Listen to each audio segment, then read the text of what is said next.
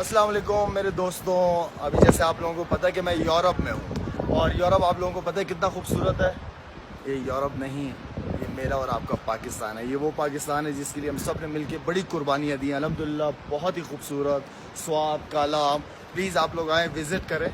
और सिर्फ एक मैसेज लाजमी देना चाहूँगा कि ये मुल्क जो है पाकिस्तान, ये इस्लाम के नाम पे, ये मुल्क इंसाफ की बुनियाद पे और तालीम की बुनियाद पे इस मुल्क को हमने खड़ा करना है इंशाल्लाह। हम सब ने मिल के खड़ा करना है इसको इंशाल्लाह। तो तालीम और इंसाफ कितना ज़रूरी है इस मुल्क की तरक्की और कामयाबी के लिए, ये आप हम सबको इस बात का इल्म है।